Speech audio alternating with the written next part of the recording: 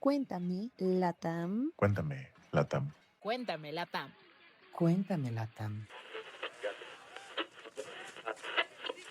Bienvenidos a Cuéntame, Latam. Colectivo de investigación y periodismo narrativo. El siguiente episodio incluye la mención y descripción de eventos violentos en el estado de Sinaloa. Cuéntame Latam y las personas entrevistadas refieren a ellos distanciadas de discursos estigmatizantes, discriminatorios y de espectacularización. Sin embargo, se recomienda discreción para la reproducción en presencia de menores de edad, personas que hayan sido víctimas de delitos o violaciones a derechos humanos o de quienes estén atravesando por estrés postraumático, ansiedad, depresión o cualquier otra afectación a la salud mental. Hace poco estaba en un evento sobre construcción de paz en Sinaloa y ese día justamente a la 1 de la tarde hubo el asesinato de 2 tránsitos, una balacera, enfrentamiento con maleantes y ejército en el centro de la ciudad, un helicóptero volando y el tráfico ahogado de la ciudad por diversos retenes debido a los hechos de violencia que se suscitaron. Yo cometí el error de preguntarle a varios varones ahí en ese evento, ¿será seguro salir en este momento e irme para mi casa? Y me miraron, alguien me miró como si yo estuviera apestada. Me miró con una extrañeza y una preocupación así de casi no. ¿Por qué estás preguntando eso? Porque había un helicóptero volando, enfrentamiento, había peritajes, había persecuciones, retenes en la ciudad. A mí me parece que lo prudente es preguntar, ¿será seguro? Pero a estas personas no les pareció prudente, les pareció como exagerada mi reacción. Y eso a mí, ver eso en ellos, me dio mucho miedo. El recuerdo de Priscila, difuso entre la bulliciosa armonía de sirenas, helicópteros y automovilistas que esperan a la mínima y cautelosa señal para continuar con su ruta, tiene fecha del 8 de octubre del 2025. Pero sus palabras esbozan una crónica que podría corresponder a cualquier día y a cualquier persona que desde hace más de un año sabe que en Sinaloa, sea en sus ciudades o periferias, la calma, esa pausa entre un hecho violento y otro, es de 5 horas.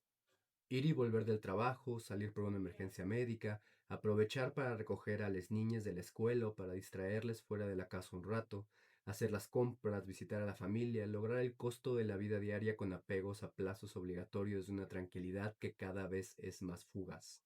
Estas son las máximas que rigen la cotidianidad de los sinaloenses desde el 9 de septiembre del 2024, cuando las fracturas internas del cártel de Sinaloa, también conocido como el Cártel del Pacífico, desataron una violencia sin precedentes.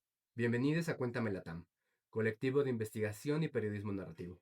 Soy Daniel Cruz, defensora de la audiencia. Para nuestro episodio piloto, la periodista Ann Flores recogió testimonios que nos ayudarán a entender cómo la guerra entre los chapitos y los mayos ha reconfigurado, recrudecido y a la vez invisibilizado las violencias contra las mujeres, niñas y adolescentes. Bajo el regazo de llanuras costeras y abrazado por vientos cálidos que rozan los tallos de la amapola, Sinaloa está en lo noroeste del país. El cariño de llamarlo el granero de México no solo se explica por su rol protagónico, ese que le arrebató al Bajío en la alimentación con las cosechas de maíz y frijol. La fertilidad de sus tierras ha sido hogar de literatas que sembraron un legado entre paisajes precámbricos, lenguas salvajes y mundos que juntan sus extremos, como escribirían la culichi Aneel Ramírez Hernández y Norma Basúa, una de las voces consentidas de los mochis. Pero si algo aprendimos de las rancheras de Chayito Valdés es que a su tierra natal la arrulla un vaivén de los claroscuros de la vida. Al lado de Chihuahua y Durango, Sinaloa forma parte del Triángulo Dorado, uno de los epicentros clave para la producción y el tráfico internacional de drogas, y por ende, una de las zonas de mayor interés y control para el crimen organizado. A lo largo de su historia, Sinaloa ha sido refugio y éxodo. En los tiempos de la Revolución, a inicios del siglo XX, en el sur, las mujeres de la Concordia se vieron obligadas a abandonar sus hogares por la violencia sexual a manos de los soldados y por el miedo de que se llevaran a sus hijos para reclutarlos.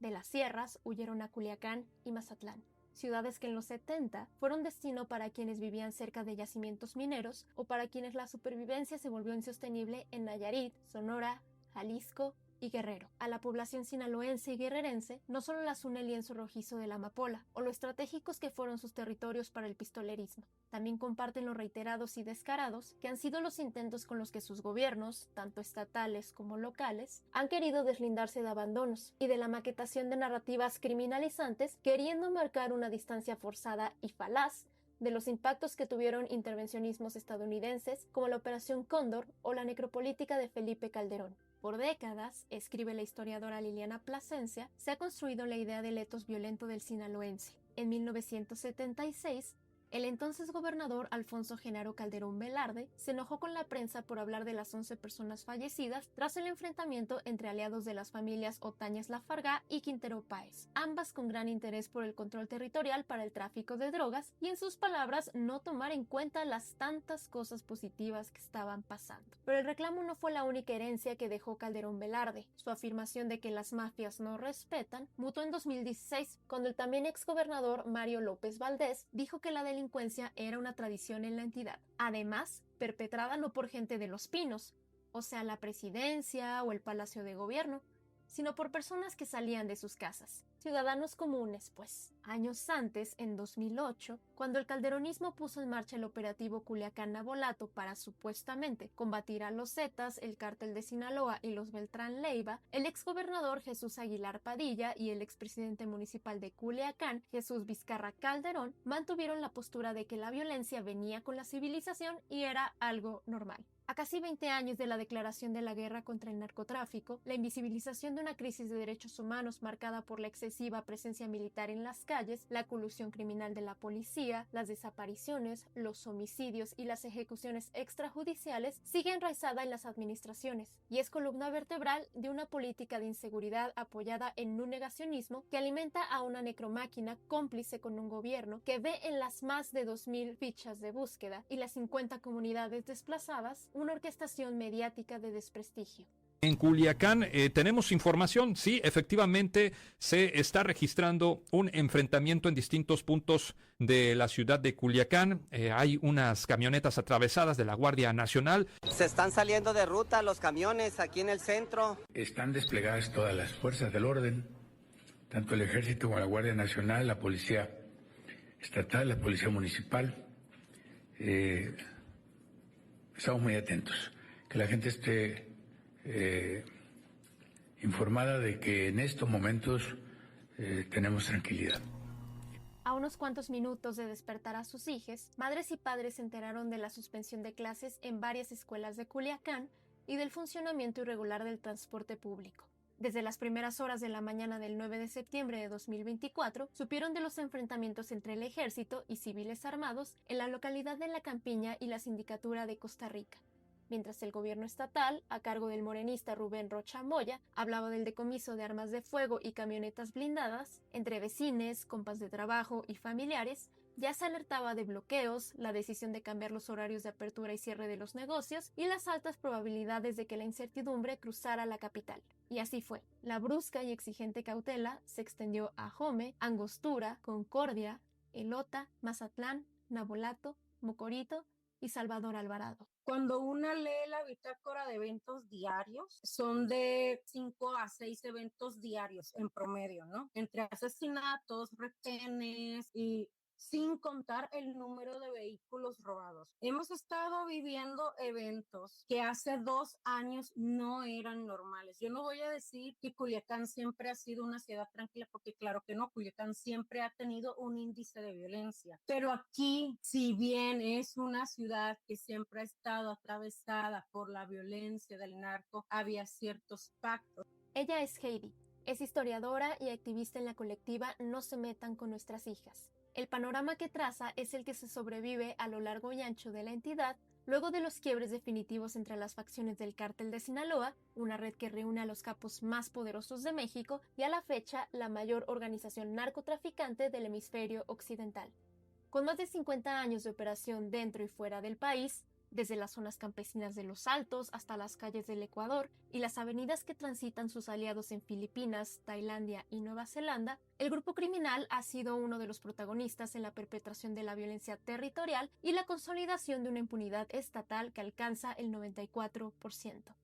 Había ciertos pactos, había ciertos acuerdos, las personas sabían por dónde ir, cómo referirse a otras personas, había protocolos sociales que desde el 9 de septiembre del año pasado se rompieron. Entonces toda nuestra normalidad y todo nuestro tejido social pues es diferente ahora, ¿no? La confusión y el recelo que estrechan la voz de Heidi hacen eco a las rupturas de las que han sido testigos quienes han visto nacer, crecer y morir a diferentes generaciones.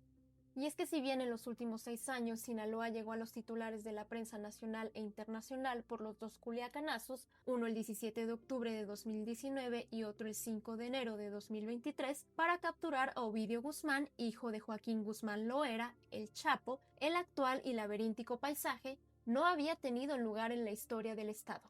Y quizá tampoco en la historia del propio cártel, ni siquiera en la adopción de su carácter transfronterizo en los 90, la reconfiguración de sus alianzas con los acuerdos matrimoniales, en lo más álgido de la guerra contra las drogas, cuando tambalearon sus tratos con los Beltrán Leiva y el cártel de Juárez, en los eventos relatados por el Movimiento Alterado o en su ruptura con el Cártel del Milenio. Pero las relaciones de compadrazgo, la conquista de rutas por Sudamérica, los beneficios que encontraron en tener a criminales como funcionarios de alto rango, como Genaro García Luna al frente de la Secretaría de Seguridad Pública, los presuntos sobornos millonarios a la presidencia de Enrique Peña Nieto y la también presunta colusión con gente cercana al exmandatario Andrés Manuel López Obrador no significaron que en el acervo del Cártel de Sinaloa no estuvieran camufladas fisuras que antecedieron a la guerra entre los Chapitos, hijos del Chapo, y la Malliza, asociada a la familia de Ismael Zambada García, alias El Mayo, socio del Chapo y único capo de la vieja guardia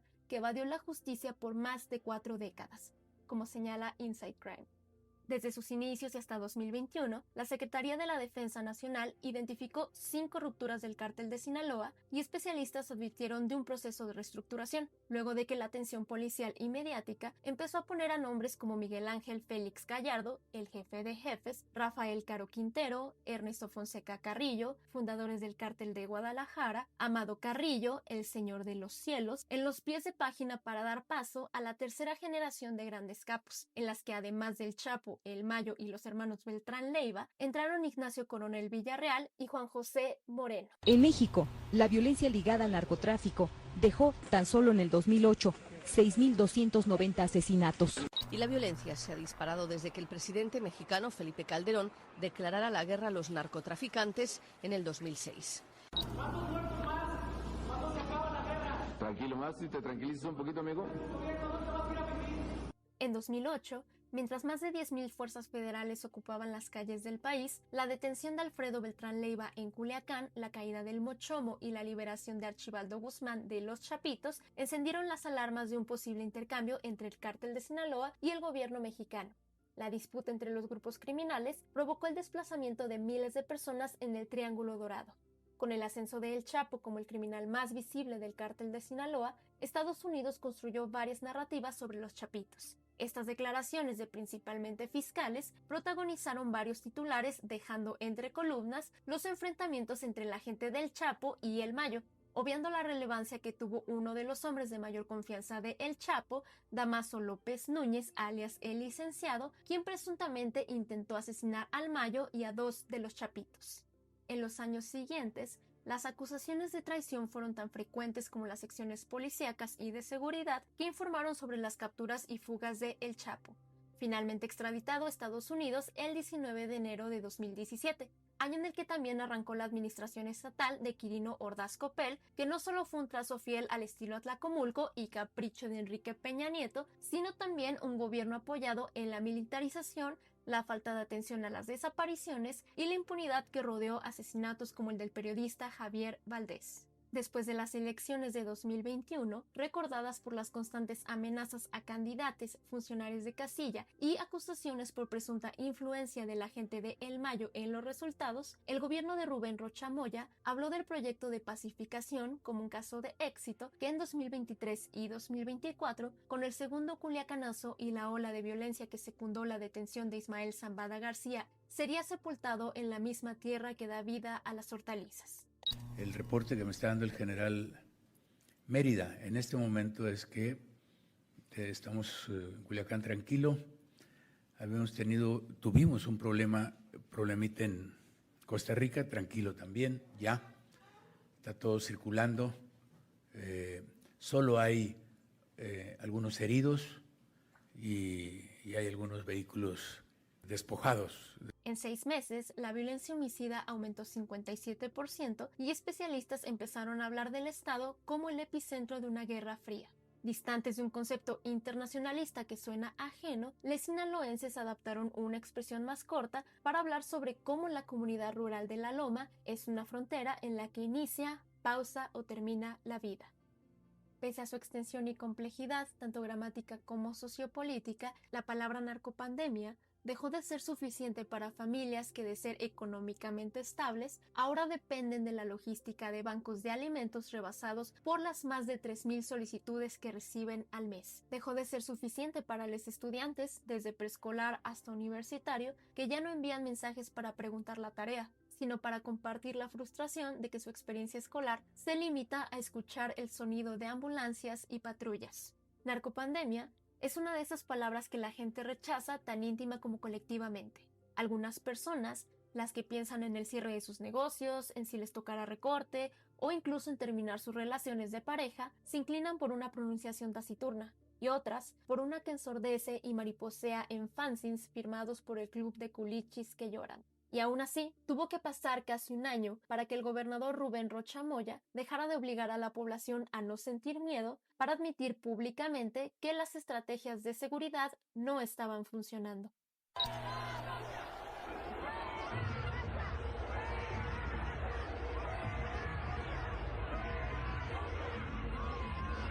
Tenemos una propaganda que han hecho que Sinaloa, no se puede estar por la violencia. En efecto, la tenemos, no la negamos, pero no es como para inmovilizarnos. Los 3 millones que vivimos en Sinaloa, les digo, nuestro compromiso enfático es seguir combatiendo la delincuencia. Este día amanecimos con una cifra menor de homicidios. ¿Cuánto? 2. Pero de todas maneras, a los sinaloenses, ¿qué les digo? Estamos en el problema de violencia, ahí está presente.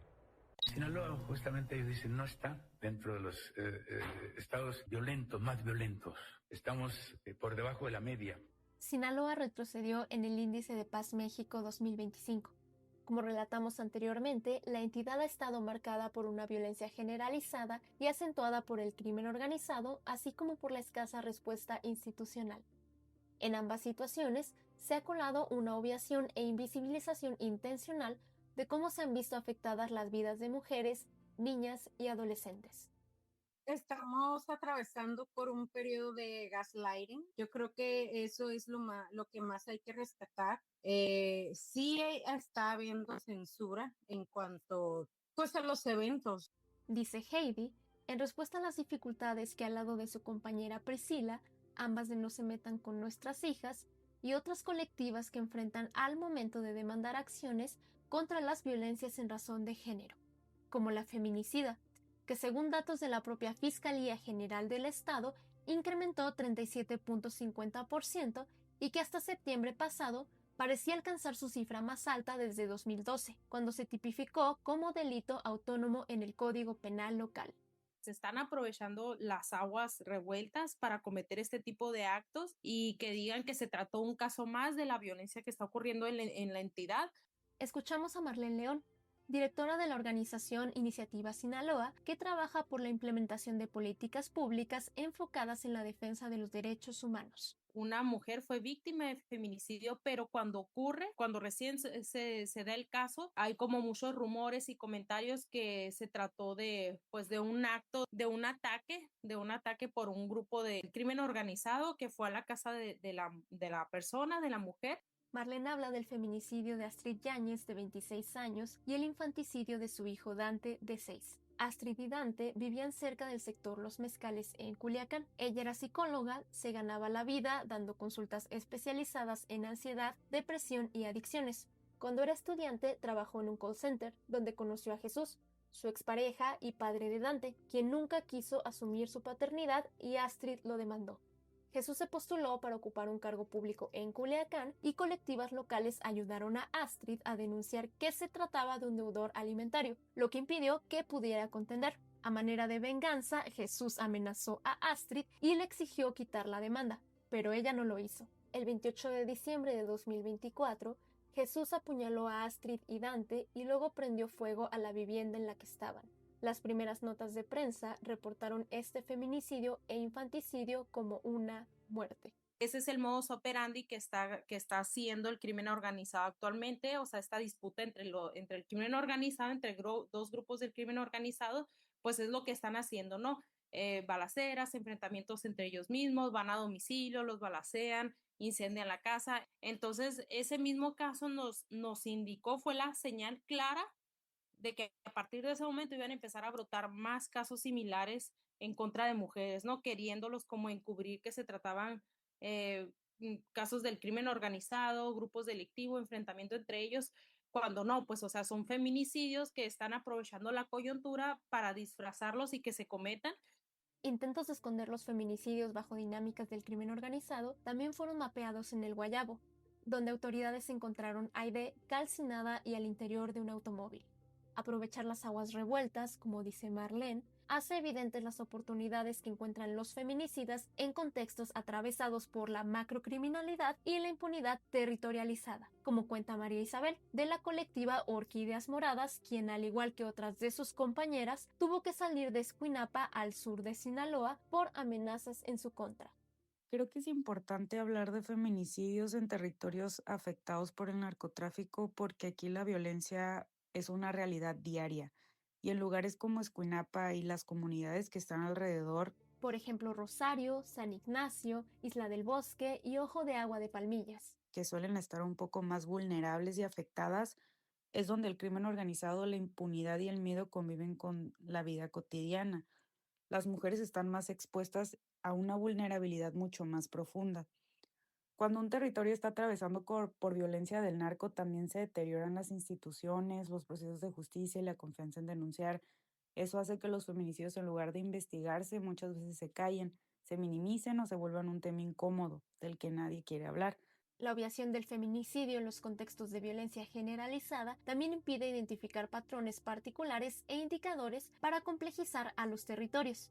Ejemplo de ello es el uso de arma de fuego, que con un 63% Sinaloa superó el promedio nacional, que es del 24%, según la revisión que hizo Cuéntame Latam a datos oficiales, o como señalan Heidi y Priscila. A partir de esta narcoguerra que nosotros estamos viviendo, se ha disparado la violencia dentro de las casas. Estamos viendo actualmente casos de feminicidios con más signos de violencia. Hay un cambio, hay un antes y un después entre los feminicidios previos a esta narcopandemia y los que estamos viendo actualmente. O sea, realmente está disparada la violencia contra las mujeres. La población que es víctima, las edades de 17 a 27 años son muy jóvenes.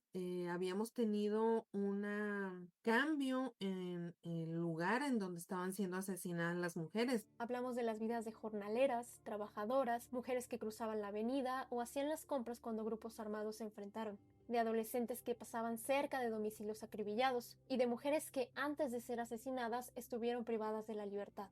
Se llamaban Dana, Montserrat, Brenda, Mariana, Rosalba, Teresa, Quirenia, Dulce y Gloria. Hablamos de las vidas de madres y abuelas que estaban con sus parejas en su casa, que llevaban a sus hijas a bordo del auto o que solo salieron a comer. Se llamaban Aranza, Jennifer, Manuela, Joana, Demencia, Karina, Raquel, Laura y Margarita.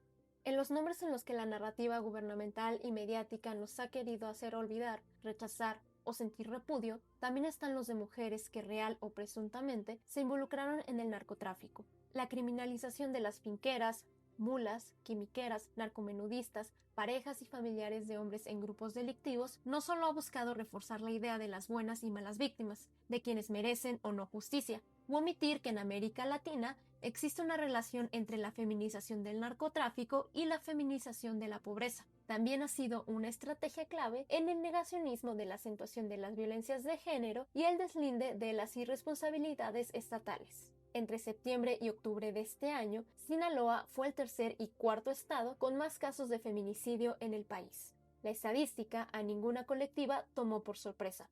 Culiacán ha sido parte de los municipios con más feminicidios en México, entre los primeros 5 lugares, desde el 2015, que se empiezan a sacar cuentas sobre esto.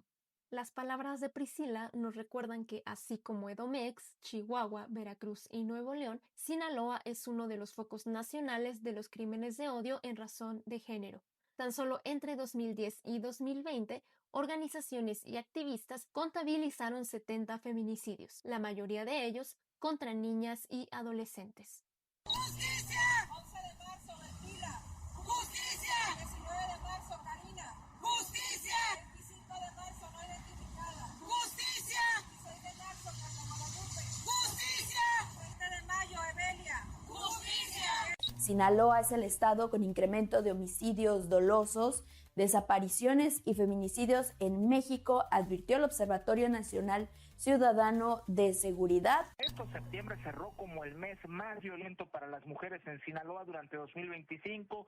En el norte del estado de Sinaloa, durante las últimas semanas se han estado reportando agresiones a las mujeres. La entidad también ha sido señalada por, como pasa en Ciudad Juárez y Aguascalientes, la negativa de clasificar e investigar este delito como tal y por un progreso muy bajo tras la declaración de la alerta de género en Culiacán, Mazatlán y Navolato. Aunque en una década la institucionalidad sinaloense ha adoptado e implementado modificaciones a la ley estatal de acceso de las mujeres a una vida libre de violencia, la creación de la Secretaría de las Mujeres apenas en 2024, programas gubernamentales y apego a estrategias nacionales como Somos tu Red de Apoyo, las víctimas, sobrevivientes, denunciantes, activistas, grupos y organizaciones feministas siguen atravesando abandonos, especialmente en el combate al feminicidio en ciudades y municipios fuera de la capital, situación que ha dado origen a colectivas como Orquídeas Moradas. La llama que a nosotros nos incendió todos. Blanca se refiere al caso de Olga Patricia,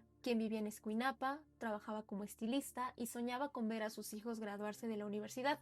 Estuvo casada 20 años con un hombre que la violentaba y cuando decidió separarse, él la amenazó.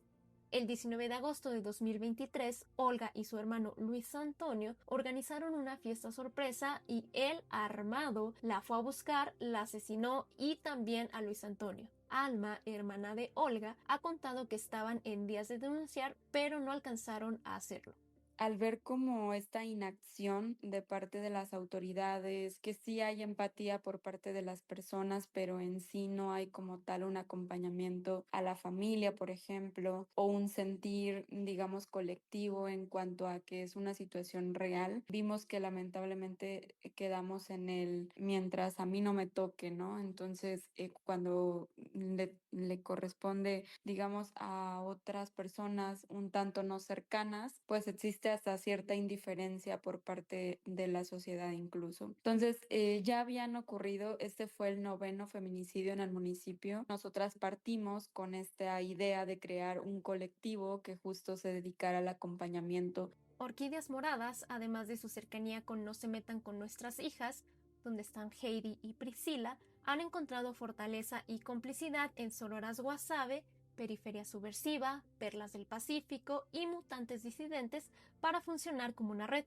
Pero ¿qué pasa cuando las colectivas ya no solo tienen que encarar obstáculos institucionales y la permisividad social de las violencias de género? ¿Cómo y por qué les afecta estar bajo el acecho del crimen organizado? Una pausa y volvemos. Hola, soy Mar.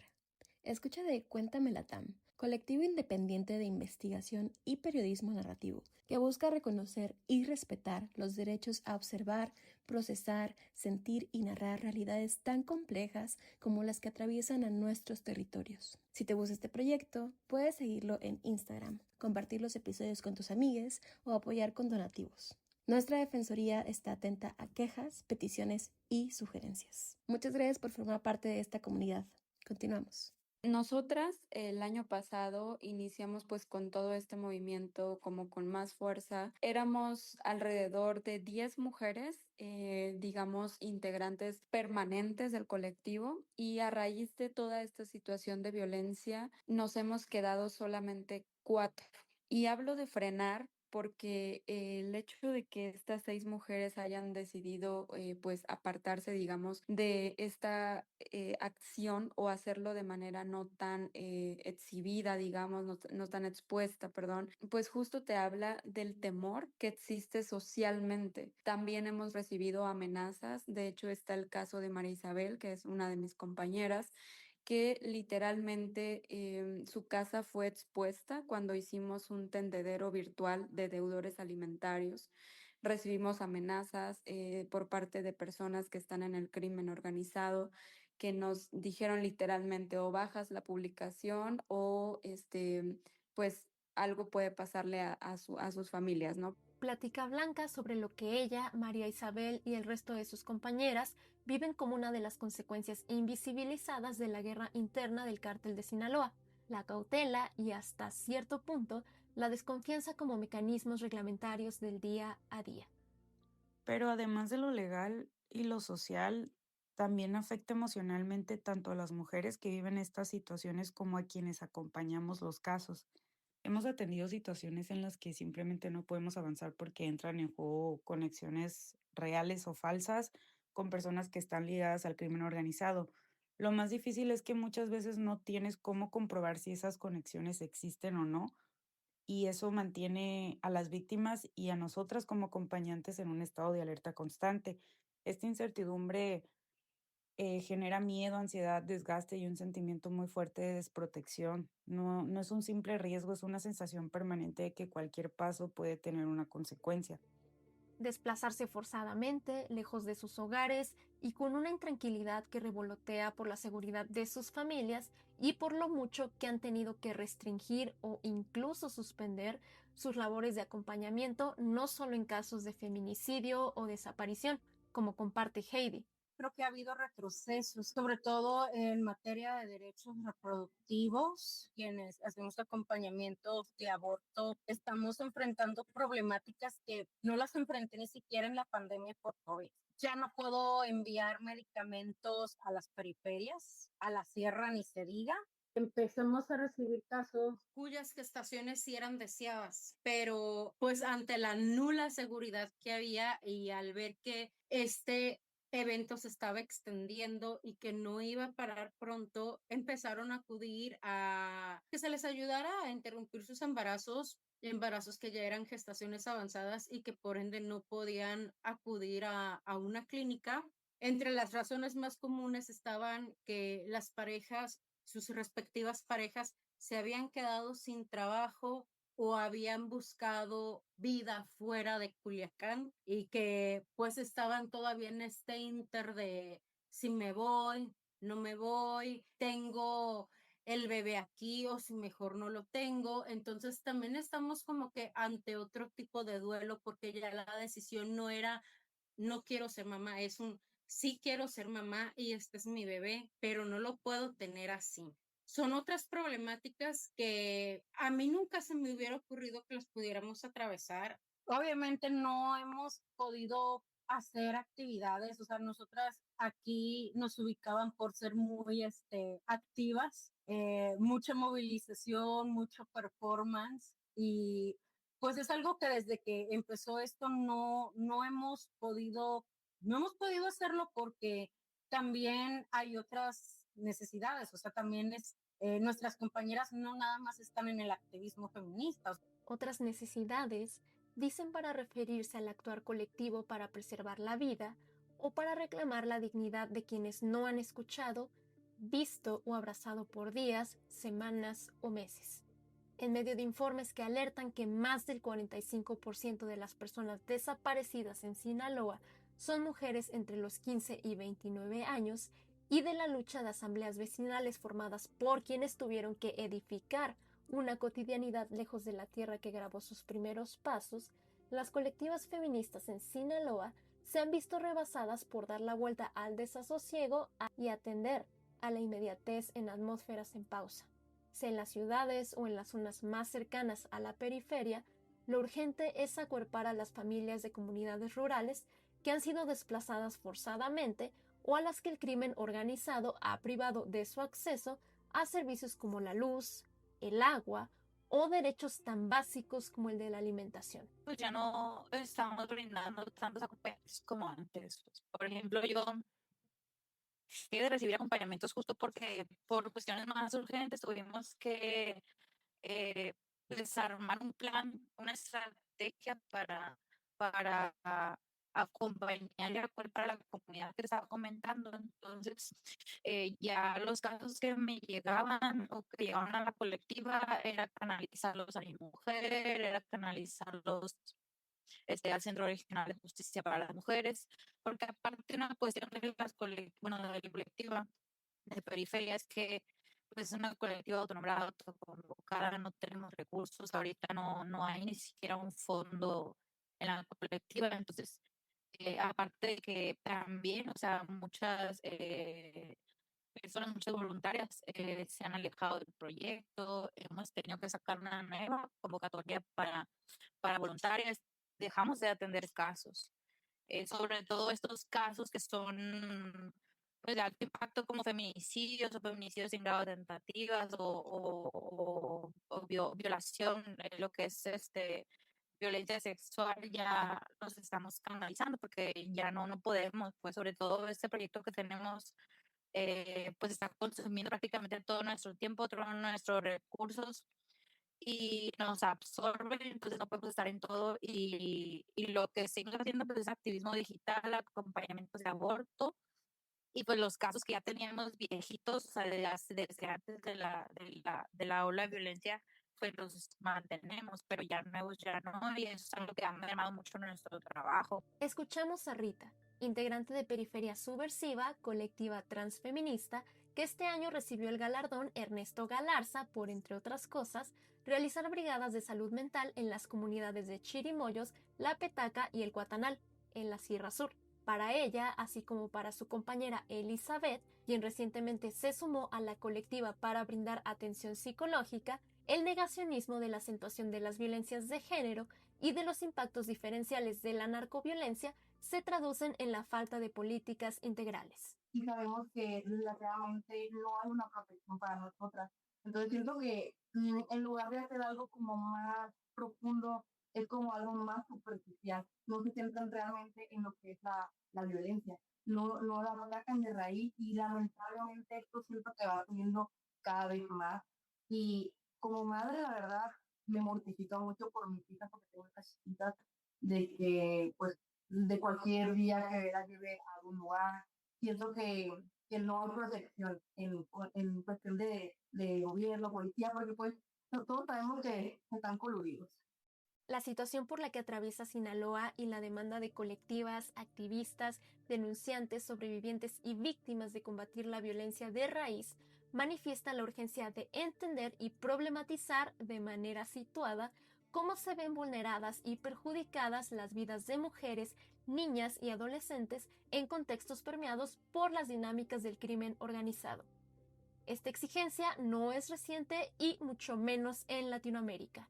Desde hace varios años en Argentina, el Observatorio Lucía Pérez ha propuesto el concepto de feminicidios territoriales para comprender la singularidad de crímenes como los cometidos contra Lucía Pérez, Melina Romero, Lara Rueda, Luna Ortiz y Araceli Fules, y cómo las tramas de macrocriminalidad, el entorpecimiento de los procesos judiciales y las narrativas estigmatizantes representan condiciones de posibilidad para las muertes violentas. En México, la demanda de enunciar la especificidad de la violencia narcofeminicida ha ensordecido y, paradójicamente, querido mantenerse silente por más de 3 décadas. Casos como los de Ciudad Juárez, Ciudad Frontera, Ciudad de las Maquilas, de Tránsito, Amparo y Retorno han mostrado claridad en que los modelos tradicionales de la teoría de género se han vuelto insuficientes para hablar de la repatriarcalización de los territorios. En Sinaloa, las colectivas utilizan un nuevo término. Nosotras hemos tratado de acuñar un nuevo término que lo llamamos narcofeminicidio para tratar de explicar cómo la violencia de género también está atravesada por el crimen organizado y que el crimen organizado no es ajeno a estas jerarquías, también tienen este componente misógino Y yo creo que es muy importante rescatar porque, como lo comentaba ahorita, muchos de estos asesinatos a mujeres no se han investigado con perspectiva de género y también influye mucho pues la crítica social, el juicio que permea de las personas que dicen, bueno, es que estamos en una narcoguerra, ¿no? Ve tú a saber con quién estaba metida. Entonces, no, ni siquiera están investigando cuál fue el contexto del asesinato de estas mujeres. Inmediatamente las relacionan al crimen organizado. La explicación de Heidi se entreteje con la línea de trabajo de la doctora Ainhoa Vázquez Mejías, quien durante toda su carrera como académica y escritora ha investigado la complejidad de la violencia perpetrada por el narcotráfico y las narrativas especialmente literarias y mediáticas sobre el feminicidio. Que contamos con muy pocas herramientas en muchos casos para hacer evaluaciones más profundas y concretas respecto a lo que está a este tipo de feminicidio. Dice la experta sobre una de las falencias que titubean entre los gobiernos, las instancias procuradoras de justicia, los medios de comunicación y los propios imaginarios sociales, donde perdura, además de una ficcionalización, una visión sexista sobre la feminización del narcotráfico y de las guerras contra las drogas. Generalmente las mujeres en el contexto de narcotráfico son víctimas, mucho más que victimarias, son mujeres que están en contexto de vulnerabilidad. Efectivamente, pareciera que la mayoría de las mujeres que vemos, que tenemos acceso por sus vidas dentro de algún tipo de cártel o dentro del crimen organizado, son mujeres que cumplen roles subordinados, no tienen roles tan de poder o de liderazgo realmente dentro de los cárteles. Por supuesto tenemos algunos casos emblemáticos, no sé, por ejemplo, pero creo que son casos más históricos que actuales, pero eran mujeres que además utilizaban el estereotipo femenino para también cometer sus crímenes. Entonces también ahí había una reproducción del estereotipo de género que no tenía nada que ver con el empoderamiento. Al contrario, eran mujeres que igual estaban subordinadas de una u otra manera a hombres, a pesar de ser ellas las líderes, estaban subordinadas en otros sentidos, ¿no? Es una narrativa que nos contó la televisión, que nos contaron las series, que nos contó la literatura, pero que en realidad dice muy poco de lo real, de lo social, incluso. Siguen siendo sujetos desechables para el narcotráfico. Y eso no ha cambiado absolutamente en nada, ¿no? Y eso claramente las cárceles de Latinoamérica nos indican que sí, si nos quedamos, yo creo que nos quedamos cortos si decimos que el 80%, acá en Chile es casi el 90% de mujeres que están presas, están vinculadas al narcotráfico y además son madres, ¿no? Entonces ahí uno ve cómo no están cumpliendo roles de poder dentro de la cadena del narcotráfico ni dentro de la industria en ningún caso, no son roles de poder en general. También podemos pensar que podría ser que existieran mujeres poderosas que probablemente van a ser mucho menos visibles que los hombres porque también ahí hay una masculinización dentro del espectáculo que se hace al respecto, ¿no? Ahí hay una masculinidad muy precaria de tener que mostrar todo lo que ganan. Las mujeres son mucho más invisibles o son mucho más modestas en algunos casos, no andan alardeando, no necesitan hacer alarde de lo que tienen, de lo que han ganado a nivel económico con el narcotráfico, porque también se preocupan de cuidar, ¿no? Entonces, ese tipo de cuidados también implica que ese dinero no es para ellas, sino que más bien se reparte con la familia, con los hijos, con las parejas. Las crisis de inseguridad, sus impactos diferenciales y las condiciones que denuncian las colectivas de Sinaloa han puesto sobre la mesa con total transparencia las necesidades a las que debe atender una política pública integral contra las violencias de género en territorios acechados por el crimen organizado. Para Rita, el punto de partida es situar a las mujeres en sus entornos a partir de los cambios de procesos históricos y de las relaciones jerárquicas y desiguales que se han entretejido entre quienes los habitan.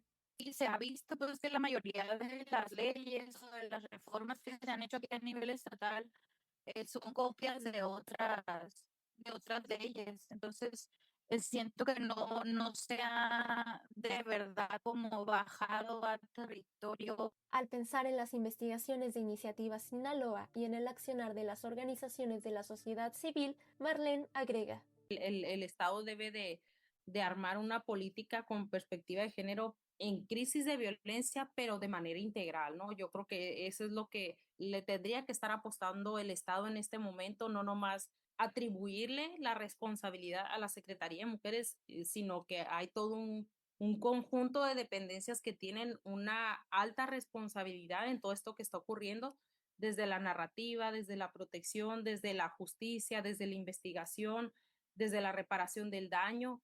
Entonces, sí me parece que se deben de sentar las autoridades, ser honestas con ellos mismos y con la realidad que está ocurriendo para las organizaciones. El contexto que estamos viviendo ahorita de violencia nos indica que debemos de salir en alianzas, ¿no? En conjunto, evitar pues ir solo en lo individual, pedir rendiciones de cuenta también en lo colectivo. A Sinaloa lo refugian las llanuras costeras, los céfiros semitropicales, el bálsamo de las flores de mayo y las mujeres que procuran y defienden la fertilidad de sus tierras. Esas que entre texturas finas y arcillosas graban las huellas de quienes gritan, vivas y libres nos queremos. Este fue el primer episodio, Ni una menos en contexto. ¿Qué está pasando con las mujeres en la guerra interna del cártel de Sinaloa? Cuéntame Latam agradece a las colectivas No se metan con nuestras hijas, Orquídeas Moradas y Periferia Subversiva, a Marlene León de Iniciativa Sinaloa y a la doctora Ainhoa Vázquez Mejías por hacer posible esta investigación con su tiempo, apoyo y confianza. La reportería, escritura, narración y producción fueron trabajo de Ann Flores. Daniel Cruz estuvo a cargo de la edición y el fact-checking. Muchas gracias por escucharnos.